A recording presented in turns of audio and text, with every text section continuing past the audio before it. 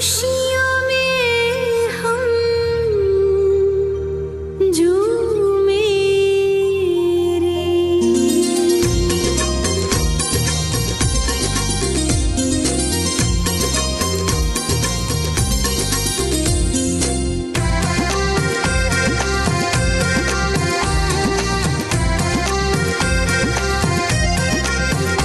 होली आई रे, होली आई रे, आई रे होली, आई रे होली, आई रे, आई रे होली, आई रे होली, आई रे, आई रे होली, आई रे, आई रे खुशियाँ लाई रे, लाई रे, लाई, लाई रे होली, आई रे, आई रे होली, आई रे। हाँ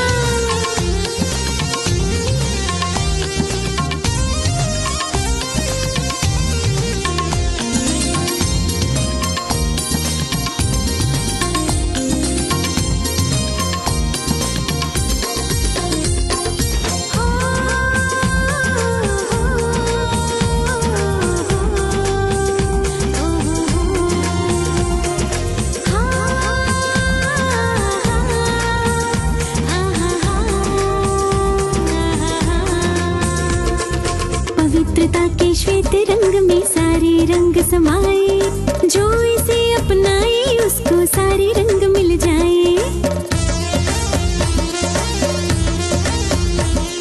बीती बातों को भूले, अपनों को गले लगाए, प्रेम और आनंद के रंगों में हम रंग जाए। जीवन अपना धन्य बनाए, विकारों की होली जलाए। जीवन अपना धन्य बनाए, विकारों की होली जलाए। होली आई, आई, आई, आई, आई होली, आई रे, आई रे होली, आई रे होली, आई रे, आई रे होली, आई रे होली, आई रे, आई रे होली, आई रे खुशियाँ लाई रे, लाई रे, लाई, लाई रे होली, आई रे, आई रे होली, आई रे होली, आई रे, आई रे होली, आई रे होली, आई रे, आई रे होली, आई रे। हाँ ओम शांति।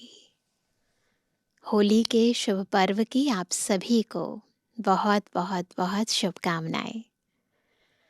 प्रतिवर्ष फागुन मास की पूर्णमासी पर हम ये त्योहार मनाते हैं।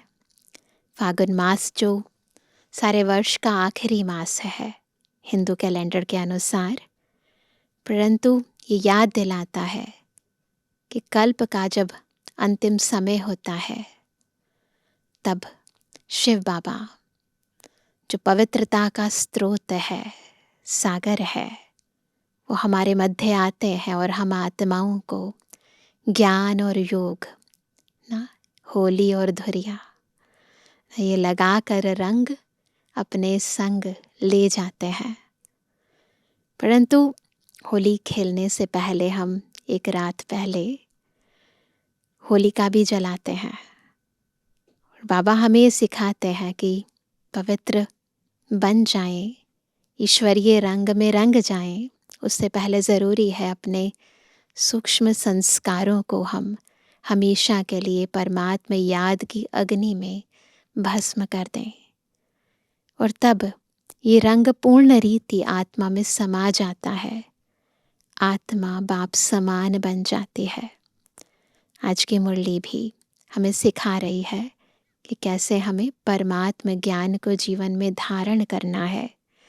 ईश्वरीय संग के रंग से आत्मा को सभी गुणों से, शक्तियों से, ज्ञान से भरपूर करना है। सुनते हैं प्यारे बाबा के मधुर महावाक्य। आज है 4 तारीख 4 मार्च 2026। बाबा के महावाक्य हैं, मीठे बच्चे, तुम्हारा धंधा है मनुष्यों को सुजाग करना, रास्ता बताना। जितना तुम देही अभिमानी बनकर बाप का परिचय सुनाएंगे उतना कल्याण होगा। है ना। कई बार ये याद तो होता है कि सेवा करनी है, परंतु सेवा करनी कैसे है वो विधि भी आनी चाहिए कि जितना हम देही अभिमानी होकर सेवा करेंगे उतना उस आत्मा का कल्याण होगा। प्रश्न है, गरीब बच्चे अपनी किस विशेषता के आधार पर साहूकारों से आगे जाते हैं? उत्तर है, गरीबों में दान पुण्य की बहुत श्रद्धा रहती है। गरीब भक्ति भी लगन से करते हैं। साक्षात्कार भी गरीबों को होता है। साहूकारों को अपने धन का नशा रहता, पाप जास्ती होते, इसलिए गरीब बच्चे उनसे आगे चले जाते हैं। आज का गीत है ओम नमो शिवाय।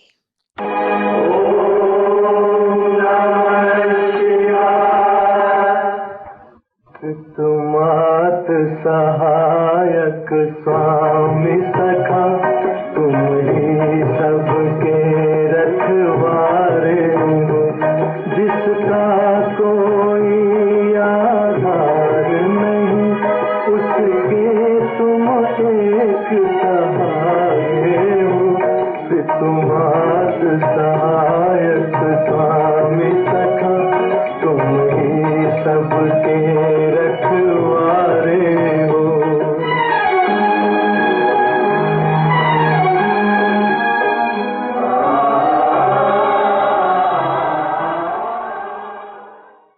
ओम शांति।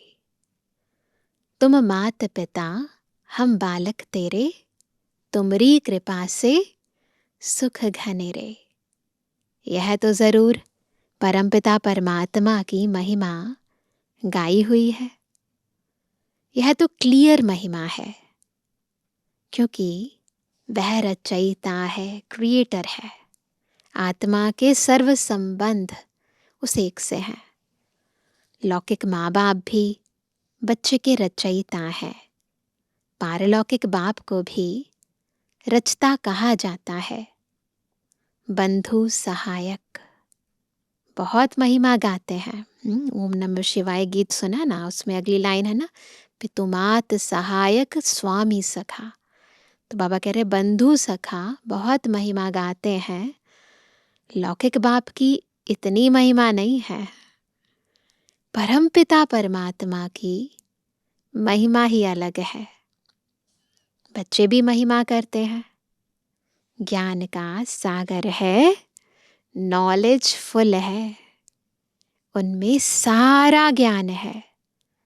नॉलेज कोई शरीर निर्वाह की पढ़ाई का नहीं है ना। वैसे स्कूल्स में जाते हैं तो जो ज्ञान लेते हैं, तो ज्ञान अर्जन करने का जो लक्ष्य होता है वो यही है कि हमें ज्ञान धारण करके अपने जीवन को बदलना है, या फिर किसी कंपनी के अंदर कोई कार्य करना है, प्राइवेट गवर्नमेंट जॉब करनी है, तो कोई ना कोई डॉक्टर बनने की, इंजीनियर बनने की, कोई ना कोई लक्ष्य को लेकर आत्मा पढ़ाई पड़ती है, ताकि शरीर निर्वाह आगे चलकर हम कर सकें। उनको ज्ञान का सागर, नॉलेजफुल कहा जाता है। तो ज़रूर उनके पास ज्ञान है, परंतु कौन सा ज्ञान ना, दुनियावी ज्ञान तो हो नहीं सकता। यह सृष्टि चक्र कैसे फिरता है उसका ज्ञान है। तो वही ज्ञान सागर पतित पावन है। श्री कृष्ण को कभी पतित पावन व ज्ञान का सागर नहीं कहते। उनकी महिमा बिल्कुल न्यारी है। दोनों हैं भारत के निवासी, है ना। शिव बाबा की भी भारत में महिमा है। शिव जयंती भी यहाँ मनाते हैं। श्री कृष्ण की जयंती भी मनाते हैं। गीता की भी जयंती मनाते हैं। 3 जयंती मुख्य हैं। अब प्रश्न उठता है कि पहले जयंती किसकी हुई होगी। हमें तो पता है ना, शिव की या कृष्ण की? कृष्ण को भी श्री कृष्ण बनाने वाला कौन है? बाबा ना। मनुष्य तो बिल्कुल ही बाप को भूले हुए हैं। श्री कृष्ण की जयंती बड़े धूमधाम से प्यार से मनाते हैं। शिव जयंती का इतना किसको पता नहीं है, न गायन है। अधिकतर लोग तो बस इसे व्रत उपवास की तरह ही मनाते हैं। शिव ने क्या आकर किया, उनकी बायोग्राफी का किसको पता नहीं है, किसी को भी नहीं पता दुनिया में ना। श्री कृष्ण की तो बहुत बातें लिख दी हैं, पूरी भागवत लिखी हुई है उनकी लीलाओं की। गोपियों को भगाया, यह किया। श्री कृष्ण के चरित्रों की खास एक मैगजीन भी निकलती है। शिव के चरित्र आदि कुछ है नहीं। श्री कृष्ण की जयंती कब हुई? फिर गीता की जयंती कब हुई? श्री कृष्ण जब बड़ा हो तब तो ज्ञान सुनावे, है ना। दुनिया में जिस हिसाब से लिखा है कि श्री कृष्ण ने गीता सुनाई, तो पापा कहते जब वो बड़ा होगा तभी तो ज्ञान सुनाएगा ना। श्री कृष्ण के बचपन को तो दिखाते हैं। क्या दिखाते हैं? टोकरी में डालकर पार ले गए। उनके पिता जो है उन्हें टोकरी में डालकर ना पार लेकर चले गए, यमुना पार। तो बाबा कहते हैं बड़ेपन का दिखाते हैं। रथ पर खड़ा है, दिखाते हैं ना महाभारत लड़ाई के अंदर रथ पर है, सारथी बने हैं अर्जुन के, चक्र चलाते हैं। 16-17 वर्ष का होगा। बाकी चित्र छोटेपन के दिखाए हैं। अब गीता कब सुनाई? बाबा उनके जो शास्त्रों में लिखा है उस आधार से कह रहे हैं कि अगर उनसे पूछो कि छोटापन था तो कैसा था, बड़ा हुआ तो क्या किया, तो फिर उसी हिसाब से अगर पूछेंगे तो फिर बता सकेंगे कि वास्तव में गीता किसने सुनाई है। कि अब गीता कब सुनाई? उसी समय तो नहीं सुनाई होगी जब लिखते हैं फलानी को भगाया, यह किया। उस समय तो ज्ञान शोभे भी नहीं, है ना। ज्ञान तो जब बुजुर्ग हो तब सुनाए। गीता भी कुछ समय बाद सुनाई होगी। अब शिव ने क्या किया कुछ पता नहीं, है ना। अज्ञान नींद में सोए पड़े हैं। ये सारा अज्ञान नींद का ही है ना। जो बाबा विस्तार बता रहे हैं, एग्जैक्टली किसी को नहीं पता कि कौन कब आया और आकर क्या क्या किया। बाप कहते हैं मेरी बायोग्राफी का कोई को पता नहीं है। मैंने क्या किया मुझे ही पतित पावन कहते हैं। मैं आता हूँ तो साथ में गीता है। ज्ञान सागर आते हैं तो आकर भगवान वाच करते हैं, ब्रह्मा मुख से ज्ञान सुनाते हैं। तो बाबा कहते हैं मैं साधारण बूढ़े अनुभवी तन में आता हूँ। शिव जयंती तुम भारत में ही मनाते हो। श्री कृष्ण जयंती, गीता जयंती, यह 3 मुख्य हैं। राम की जयंती तो बाद में होती है, त्रेता में। इस समय जो कुछ होता है वह बाद में मनाया जाता है, फिर उसकी सेलिब्रेशंस होती हैं। सतयुग त्रेता में जयंती आदि होती नहीं। सूर्यवंशी से चंद्रवंशी वर्षा लेते हैं और किसकी महिमा है नहीं। सिर्फ राजाओं का कॉरोनेशन मनाते होंगे, ताजपोशी का जो दिन है वो सेलिब्रेट करते होंगे। बाकी तो वहाँ सदा ही खुशी खुशी है, कोई दुख है ही नहीं। बर्थडे तो आजकल सब मनाते हैं, वह तो कॉमन बात हुई। श्री कृष्ण ने जन्म लिया, बड़ा होकर राजधानी चलाई, उसमें महिमा की तो बात ही नहीं। सतयुग त्रेता में सुख का राज्य चला आया है। वह राज्य कब कैसे स्थापन हुआ, यह तुम बच्चों की बुद्धि में है। अब स्थापन हुआ है ना, आधार तो बाबा अभी रख रहे हैं ना। अब इस समय आत्मा में वो संस्कार भरे जा रहे हैं ना। तो बाबा कह रहे हैं, बाप कहते हैं, बच्चों मैं कल्प कल्प कल्प के संगम युग पर आता हूँ। कलयुग का अंत है पतित दुनिया, सतयुग आदि पावन दुनिया। मैं बाप भी हूँ, तुम बच्चों को वर्षा भी दूंगा। कल्प पहले भी तुमको वर्षा दिया था, इसलिए तुम मनाते आए हो। परंतु नाम भूल जाने से श्री कृष्ण का नाम डाल दिया है। बड़े ते बड़ा शिव है ना, क्लियर करके बाबा समझा रहे हैं। पहले तो जब उनकी जयंती हो, यानी जब तक शिव बाबा ना आए तब तक आत्माएं मनुज से देवता बन नहीं सकती। तब फिर साकार मनुष्य की हो। आत्माएं तो सब वास्तव में ऊपर से उतरती हैं परमधाम से। मेरा भी अवतरण है। श्री कृष्ण ने माता के गर्भ से जन्म लिया, पालना ली। सबको पुनर्जन्म में आना ही है। शिव बाबा पुनर्जन्म नहीं लेते हैं। अभी बाबा अंतर बता रहे हैं मनुष्य आत्मा और परमात्मा में। आते तो है ना, तो यह सब बाप बैठ समझाते हैं। ब्रह्मा विष्णु शंकर की त्रिमूर्ति दिखाते हैं ना। ब्रह्मा द्वारा स्थापना, क्योंकि शिव को तो अपना शरीर है नहीं, तो उनके द्वारा शिव बाबा स्थापना का कार्य कराते हैं। खुद बैठ बताते हैं, मैं इनके बूढ़े तन में आता हूँ। यह अपने जन्मों को नहीं जानते हैं।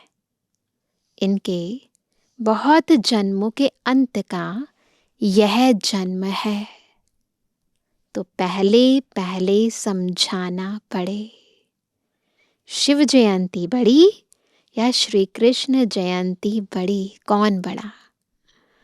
अगर श्री कृष्ण ने गीता सुनाई तो गीता जयंती तो श्री कृष्ण के बहुत वर्ष के बाद हो सके, क्योंकि श्री कृष्ण तो छोटा बच्चा है ना, तो बड़ा हो तो ज्ञान सुनाए ना। जबकि श्री कृष्ण बड़ा हो, यह सब समझने की बातें हैं ना। लेकिन वास्तव में शिव जयंती के बाद हुई फट से गीता जयंती। परमात्मा शिव का अवतरण हुआ ब्रह्मा तन में, और तन में बाबा ने प्रवेश होकर ज्ञान सुनाना प्रारंभ किया। यह भी पॉइंट्स बुद्धि में रखनी है।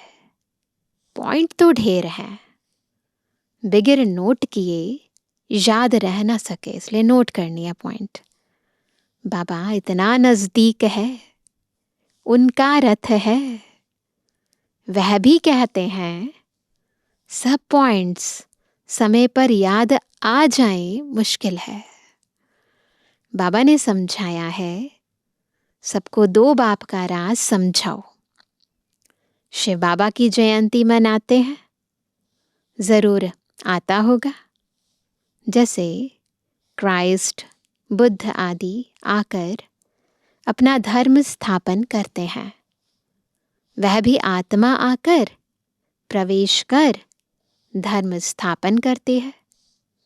वह है हेवनली गॉड फादर, सृष्टि के रचयिता। तो जरूर नई सृष्टि रचेंगे। तो धर्मात्माओं और परमात्मा में भी अंतर है। पुरानी थोड़ी रचेंगे। नई सृष्टि को स्वर्ग कहा जाता है, अभी है नर्क। बाबा कहते हैं मैं कल्प कल्प के संगम पर आकर तुम बच्चों को राजयोग का ज्ञान देता हूँ। यह है भारत का प्राचीन योग। किसने सिखाया? शिव बाबा का नाम तो गुम कर दिया है। एक तो कहते गीता का भगवान श्री कृष्ण और विष्णु आदि के नाम दे देते हैं।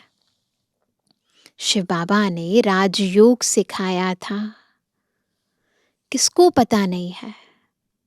शिव जयंती निराकार की जयंती ही दिखाते हैं। वंडरफुल बात है ना। अजन्मा का जन्मदिन मनाते हैं हम। वह कैसे आया, क्या आकर किया? वह तो सर्व का सद्गति दाता, लिबरेटर, गाइड है। अभी सर्वात्माओं को गाइड चाहिए, परमात्मा। किसी को भी सही राह नहीं मिल रही है, भटकाने वाले बहुत हो गए हैं, इसलिए गाइड चाहिए। वह भी आत्मा है। जैसे मनुष्यों का गाइड भी मनुष्य होता है, वैसे आत्माओं का गाइड भी आत्मा चाहिए। वह तो सुप्रीम आत्मा ही कहेंगे। मनुष्य तो सब पुनर्जन्म ले पतित बनते हैं, फिर पावन बनाए वापस कौन ले जाए? ये बहुत बड़ा कार्य है ना, पतित से पावन बनाना और घर ले जाना। ये कौन करेगा? एक बाबा। बाप कहते हैं मैं ही आकर पावन होने की युक्ति बताता हूँ, तुम मुझे याद करो। श्री कृष्ण तो कह ना सके कि देह का संबंध छोड़ो। वह तो 84 जन्म लेते हैं, है ना। जो खुद जन्म पुनर्जन्म में लेती है आत्मा, आती है आत्मा, वो ये नहीं कह सकती कि देह सहित देह के सब संबंधों को छोड़ो। जो खुद छूटा हुआ है वही कह सकता है, उसी में अथॉरिटी है। तो बाबा कहते हैं वह तो 84 जन्म लेते हैं, सब संबंधों में आते हैं। बाप को अपना शरीर नहीं है। तुमको यह रूहानी यात्रा बाप सिखलाते हैं। यह है रूहानी बाप की रूहानी बच्चों प्रति रूहानी नॉलेज। रूहों के लिए ज्ञान है, इसलिए सभी रूह समझ कर बैठेंगे, है ना। जब रूह समझेंगे तो रूहों में ज्ञान धारण होगा। श्री कृष्ण कोई का रूहानी बाप थोड़ी ही है, सबका रूहानी बाप मैं हूँ। मैं ही गाइड बन सकता हूँ। Liberator, guide, blissful, peaceful, ever pure, सब मेरे लिए कहते हैं। ये बाबा की महिमा है। अभी तुम आत्माओं को ज्ञान दे रहे हैं। बाप कहते हैं मैं इस शरीर द्वारा तुमको दे रहा हूँ। तुम भी शरीर द्वारा नॉलेज ले रहे हो। ब्रह्मा के मुख से शिव भगवानुवाच, और हम फिर कानों से सुन रहे हैं। वह है गॉड फादर। उनका रूप भी बताया है। जैसे आत्मा बिंदी है, वैसे परमात्मा भी बिंदी है। यह कुदरत है ना। वास्तव में बड़ी कुदरत तो यह है, इतने छोटे स्टार में 84 जन्मों का पाठ है। वंडरफुल बात है ना। यह है कुदरत। बाप का भी ड्रामा में पार्ट है, भक्ति मार्ग में भी तुम्हारी सर्विस करते हैं। तुम्हारी आत्मा में 84 जन्मों का पाठ अविनाशी है। इसको कहा जाता है कुदरत। इसका वर्णन कैसे करें? इतनी छोटी सी आत्मा है। यह बातें सुनकर वंडर खाते हैं। आत्मा है भी स्टार मुआफिक। 84 जन्म एक्यूरेट भोगती है, सुख भी वह एक्यूरेट भोगेगी। यह है कुदरत। बाप भी है आत्मा, परमात्मा। उनमें सारी नॉलेज भरी हुई है। इतनी छोटी सी आत्मा और इतना देखो सारी दुनिया की सर्व आत्माओं के आदि मध्य अंत का ज्ञान भरा हुआ है, जो बच्चों को समझाते हैं। यह है नई बातें। नए मनुष्य सुनकर कहेंगे इनका ज्ञान तो कोई शास्त्र आदि में भी नहीं है। फिर भी जिन्होंने कल्प पहले सुना है, वर्षा लिया है, वही वृद्धि को पाते रहते हैं। टाइम लगता है, प्रजा ढेर बनती है, वह तो सहज है। राजा बनने में मेहनत है, प्रजा बनने में मेहनत नहीं है। प्रजा बनना तो इजी है, राजा बनने में मेहनत है।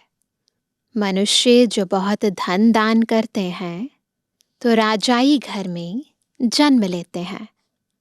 गरीब भी अपनी हिम्मत अनुसार जो कुछ दान करते होंगे तो वह भी राजा बनते हैं। जो पूरे भगत होते हैं वह दान पुण्य भी करते हैं। साहूकारों से पाप जास्ती होते होंगे, है ना। लोभवश, क्रोधवश, अहंकारवश बहुत काम हो जाते हैं। गरीबों में श्रद्धा बहुत रहती है, वह बहुत प्यार से थोड़ा भी दान करते हैं तो बहुत मिलता है। तो भगवान तो सच्चे दिल वालों का है ना। गरीब भक्ति भी बहुत करते हैं। दर्शन दो नहीं तो हम गला काट देते हैं। बहुत सारे भक्त उनकी कहानियां पढ़ते हैं तो बस भगवान को कहते हैं कि दर्शन दो नहीं तो अपना गला काट देंगे, है ना। साहूकार ऐसे नहीं करेंगे। इतना ज़्यादा बलिदान करने की भावना गरीबों की रहती है। साक्षात्कार भी गरीबों को होते हैं, वही दान पुण्य करते हैं। राजाएं भी वह बनते हैं। पैसे वालों को अहंकार रहता है।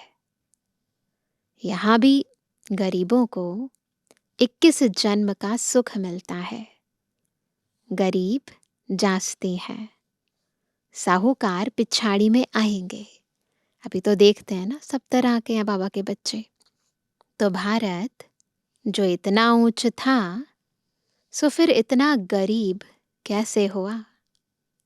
तुम समझते हो। अर्थक्वेक आदि में सब महल आदि चले जाएंगे तो गरीब हो जाएगा। रावण राज्य होने से हाहाकार हो जाता है तो फिर ऐसी चीजें रह ना सके। हर चीज की आयु तो होती है ना। वहां जैसे मनुष्यों की आयु बड़ी होती है वैसे मकान की भी आयु बड़ी होती है। सोने के, मार्बल के बड़े बड़े महल बनाते जाएंगे। वहां पर सतयुग में विशेष तौर पर तो सोने और उसके अंदर भी हीरे जड़ित, है ना, ऐसे महल बनेंगे। तो बाबा कहते हैं सोने के, मार्बल के बड़े बड़े मकान बनते जाएंगे। सोने के तो और ही मजबूत होंगे।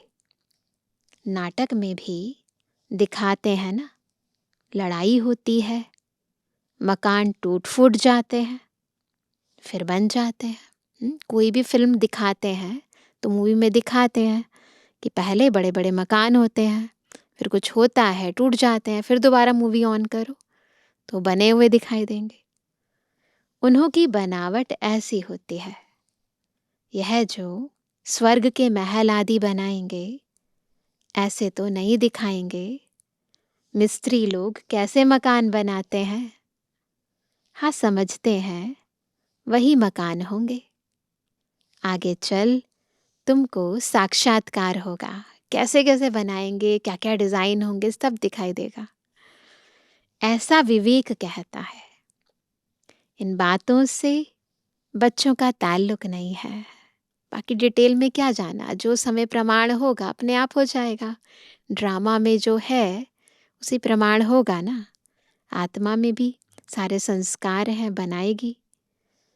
बच्चों को तो पढ़ाई पढ़नी है, स्वर्ग का मालिक बनना है, बस यही लक्ष्य रखना है। स्वर्ग और नर्क अनेक बार पास हुआ है, पहली बार नहीं हो रहा। अभी दोनों पास हुए हैं। अभी है संगम। सतयुग में यह नॉलेज नहीं होगी। इस समय तुम बच्चों को पूरी नॉलेज है। लक्ष्मी नारायण को यह राज्य किसने दिया था? अभी तुम बच्चों को मालूम है। इन्होंने यह वर्षा किससे पाया? यहाँ पढ़ाई पढ़कर स्वर्ग के मालिक बनते हैं। बाबा से पाया ना। और कब पाया? अभी यहाँ पढ़ाई पढ़कर। फिर वहाँ जाकर महल आदि बनाते हैं। सर्जन भी बड़े बड़े हॉस्पिटल बनाते हैं ना। बाप तुम बच्चों को दिन प्रतिदिन अच्छी अच्छी पॉइंट्स सुना रहे हैं। तुम्हारा धंधा ही है, बाबा हमें सुनाते हैं, फिर हमें क्या करना है? मनुष्यों को सुजाग करना। सोए हुए हैं उन्हें अज्ञान नींद से जगाना, रास्ता बताना। जिसे बाप कितना प्यार से बैठ समझाते हैं। देह अभिमान की दरकार नहीं है ना। बहुत प्यार से, नम्रता से आत्मिक स्थिति में स्थित होकर समझाना है। बाप को कभी देह अभिमान नहीं हो सकता। तुमको मेहनत सारी देही अभिमानी होने में लगती है। जो देही अभिमानी बन बाप का बैठ परिचय देते हैं, गोया बहुतों का कल्याण करते हैं। पहले देह अभिमान आने से फिर और विकार आते हैं। लड़ना, झगड़ना, नवाबी से चलना, ये क्या है? देह अभिमान है। भल अपना राजयोग है तो भी बहुत साधारण रहना है। कहने को राजयोग है तो राजाई से नहीं रहना, इसका मतलब रहना साधारण है। थोड़ी चीज में अहंकार आ जाता है। घड़ी फैशनेबल देखी तो दिल होगी यह पहने, ख्याल चलता रहेगा। इसको भी देह अभिमान कहा जाता है। तो बहुत सूक्ष्म रीति अपनी चेकिंग करनी है। अच्छी ऊंची चीज होगी तो संभालना पड़ेगा, है ना। महंगी चीज लेंगे तो उसकी केयर भी तो करनी पड़ेगी, फिर बुद्धि बार बार जाएगी ना। गुम होगी तो ख्याल होगा। अंत समय कुछ भी याद आया तो पद भ्रष्ट हो जाएगा, अंतमति सो गति हो जाएगी। यह देह अभिमान की आदतें हैं। फिर सर्विस बदले डिसर्विस भी जरूर करेंगे। रावण ने तुमको देह अभिमानी बनाया है। देखते हो बाबा कितना साधारण चलते हैं। साकार मुरली है तो ब्रह्मा बाबा को देखकर शिव बाबा कहते हैं कि कितना साधारण रीति चलते हैं। हर एक की सर्विस देखी जाती है। महारथी बच्चों को अपना शो करना है। महारथियों को ही लिखा जाता है तुम फलानी जगह जाकर भाषण करो।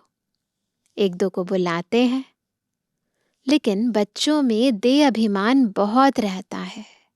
बता रहे हैं बाबा, ध्यान खिंचवा रहे हैं हमारा, क्या हमारे अंदर कमी है। भाषण में भल अच्छे हैं परंतु आपस में रूहानी स्नेह नहीं है। देह अभिमान लून पानी बना देता है। आपस में जो कन्फ्लिक्शन होती है, लड़ाई झगड़े होते हैं, बनती नहीं है। कारण एक ही है, देह अभिमान। कोई बात में झट बिगड़ पड़ना, यह भी नहीं होना चाहिए। इसलिए बाबा कहते हैं, कोई को भी पूछना है तो बाबा से आकर पूछे। कोई कहे, बाबा आपको कितने बच्चे हैं? कहूँगा, बच्चे तो अनगिनत हैं, परंतु कोई कपूत, कोई सपूत अच्छे अच्छे हैं। ऐसे बाप का तो फरमान बरदार, वफादार बनना चाहिए ना। अच्छा, मीठे मीठे सिकंदर जवानी बच्चों पे जुबानी बाप दादा का दिल जान सको प्रेम से नंबरवार प्रसाद अंसार यादगार और गुणवानी। रूहानी बच्चों की रूहानी बाप दादा को गुड मॉर्निंग, नमस्ते नमस्ते नमस्ते। धारणा के लिए मुख्य सार पहला, देह अभिमान में आकर किसी भी प्रकार का फैशन नहीं करना है, जास्ती शौक नहीं रखने हैं, बहुत बहुत साधारण होकर चलना है, ना ज़्यादा ऊंच ना ज़्यादा नीच, साधारण बीच का। दूसरा, आपस में बहुत बहुत रूहानी स्नेह से चलना है, कभी भी लून पानी नहीं होना है, बाबा का सपूत बच्चा बनना है, अहंकार में कभी नहीं आना है।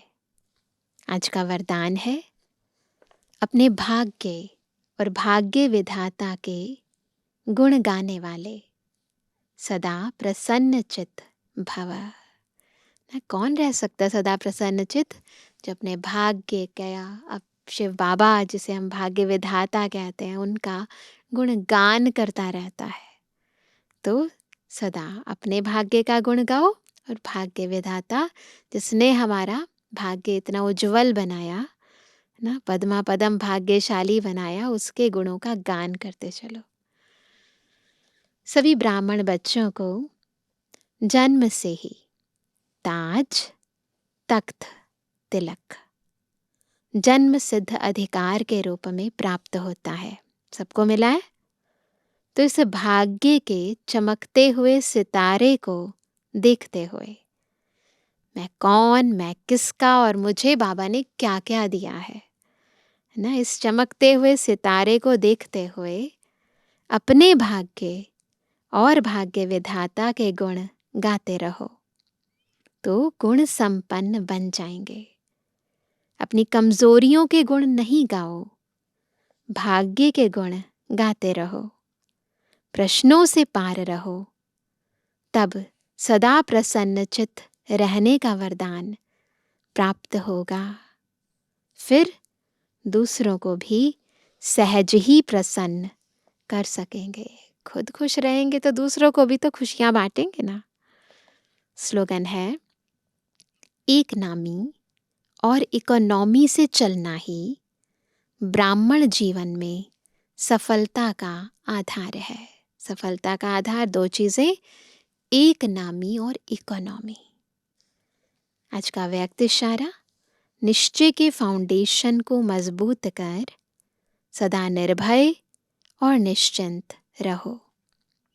निश्चय सदा ही निश्चिंत बनाता है और जो निश्चिंत स्थिति में रहकर कोई भी कार्य करता है वह उसमें सफल जरूर होता है, क्योंकि निश्चिंत स्थिति में बुद्धि यथार्थ जजमेंट करती है। बिल्कुल चिंताएं नहीं है, बोझ नहीं है, तो बुद्धि क्लीन है, क्लियर है, जजमेंट यथार्थ करती है। यथार्थ निर्णय का आधार है निश्चय बुद्धि, निश्चिंत स्थिति। उसमें सोचने की भी आवश्यकता नहीं है। इसीलिए निश्चय बुद्धि, निश्चिंत रहना है। अच्छा, ओम शांति।